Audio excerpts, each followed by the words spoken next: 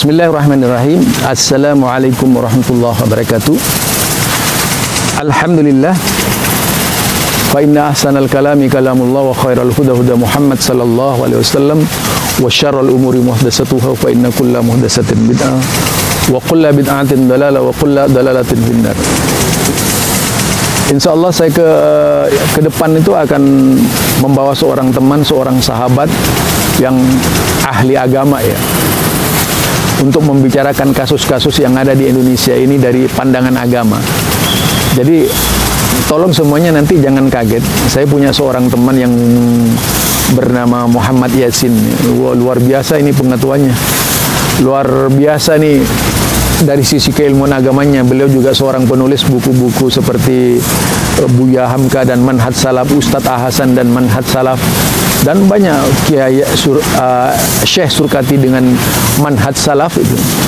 Ini muncul, yang saya perhatikan muncul dari berbagai macam tulisan yang ditulis oleh beliau.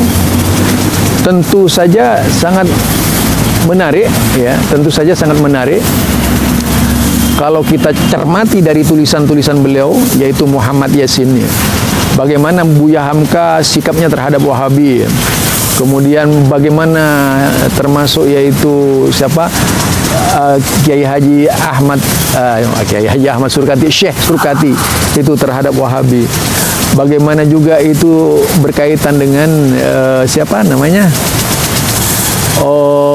Ustadz Hasan.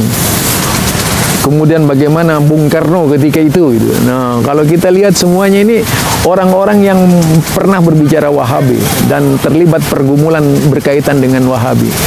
Ini nanti akan dibicarakan dengan pakarnya yang membuat buku itu, yang melahirkan buku. Bukunya banyak. Kalaupun Anda ingin memesan bukunya itu bisa pesan kepada saya ya, buku-buku bermanhaj salaf dari Buya Hamka ini, biar tidak mudah terinspirasi oleh tulisan-tulisan yang tidak bermanfaat yang mengadu kelompok-kelompok Islam ya. Karena sekarang ini sudah muncul dajjal-dajjal yang berusaha mengadu sesama umat Islam nih. Dilakukan secara halus, yaitu dengan mengendarai Islam itu sendiri. Orangnya juga beragama Islam. Ini bisa berbahaya saudara kalau kita tidak punya pegangan. Lah kita yang akan terbawa emosi mereka gitu. Ini yang tentu perlu kita sebagai seorang muslim itu punya keinginan untuk mengkaji sedalam-dalamnya agar tidak mudah terpengaruh oleh isu-isu yang ada ya. Ini barangkali dari saya, Zulkarnain Al-Maduri. Jadi barangkali dengan cara-cara seperti ini kita nanti juga akan bisa mendapatkan keterangan lebih lanjut. Siapa Wahabi dan bagaimana Wahabi? Ternyata karena memang ada seorang profesor yaitu Zahro. Bagaimana tanggapannya Profesor Zahro? Demikian juga Habib Rizik, bagaimana tanggapannya Habib Rizik terhadap buku putih yaitu Syekh Muhammad bin Abdul Wahab. Walaupun banyak menafsirkan salah, terutama dari kelompok-kelompok ODGJ menurut saya yang kurang waras tuh di dalam apa namanya? Kenapa saya mengatakan ODGJ? Lah iya, bahasanya baik-baik kemudian dipelintir kepada yang tidak baik gitu. Bahasanya itu sangat baik. Kalau kemudian ada orang menafsirkan salah ya, yang dikatakan bisa memicu terorisme, bukan hanya itu. Itu Saifuddin Ibrahim saja, Saifuddin Ibrahim Oten itu, si Oten Saifuddin Ibrahim saja itu menyebutkan dia itu kalau di dalam Al-Quran ada sekitar 300 lebih ayat-ayat radikalisme. Ini kan lucu ya. Jadi orang-orang yang seperti itu mewakili oten-oten, bukan Islam. Jadi yang memang punya kecenderungan keinginan memusuhi Islam. Kita tahu siapa Saifuddin Ibrahim, murtadin yang anti-Islam dan berusaha mengacak-ngacak Quran dengan pendapat-pendapatnya sendiri ya.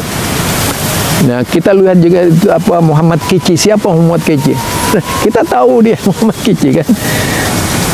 Dia adalah tokoh ahlul bid'ah dulu Muhammad Keci ini. Luar biasa kalau kita cermati Muhammad Keci ini. Nah, dia itu juga anti sama dengan Ustaz Saifuddin Ibrahim yang dulunya seorang ustadz menjadi seorang pendeta, sekarang menjadi seorang pemulung di Amerika ini. Dia bagaimana penghinaannya terhadap Islam luar biasa. Jadi yang bisa salah itu penggunaan.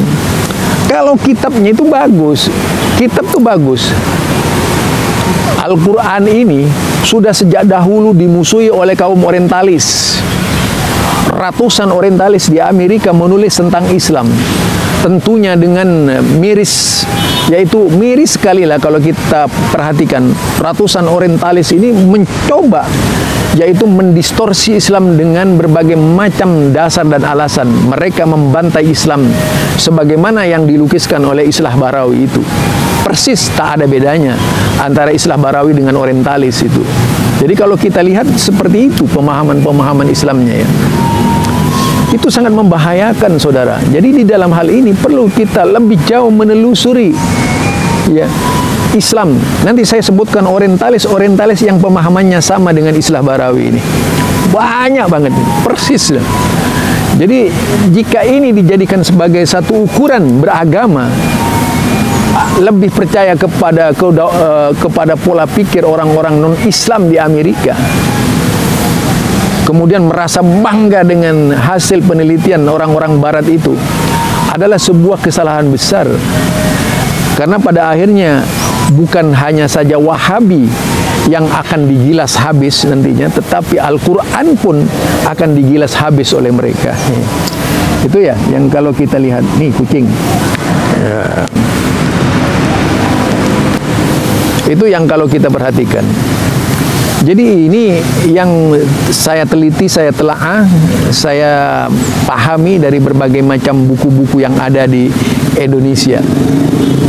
Dan sudah barang tentu saya tidak menginginkan hal ini terjadi di kalangan umat Islam, dibodohi oleh tulisan-tulisan orang Barat yang menjadi alasan para oten dalam memerangi Islam. Islah Barawi itu tidak ada pergaulannya dengan kelompok kristologi Muslim. Coba kalau ingin belajar Islam tuh, belajarlah kepada para ahli kristologi itu. Bagaimana kristologi menghadapi, bagaimana kelompok-kelompok mu'allaf ketika menghadapi oten-oten itu, kelompok mu'allaf ketika menghadapi oten-oten, dan bagaimana ucapan oten-oten terhadap Islam. Jadi kelompok oten ini kalau menyerang Islam luar biasa ya. Muhammad dibilang Mamat gitu ya. Muhammad tuh dibilang Mamat. Jadi mereka ini tidak sopan terhadap Islam, tapi ini ditolerir kebenarannya oleh Islah Barawi. Barangkali ini dari saya, Zulkarnain Al-Maduri ya. Artinya kalau memang kita ingin melihat Islam ini jaya, marilah kita pelajari Islam dengan sungguh-sungguh. Sebenarnya Islam ini sangat lembut dan halus. Kalau ada orang yang menggunakan Islam dengan nyasar dan kasar, itu bukan Islamnya, tapi orangnya yang kasar. Subhanakallahumma wa bihamdika asyhadu an la ilaha illa anta astaghfiruka wa atubu ilaik. Assalamualaikum warahmatullahi wabarakatuh.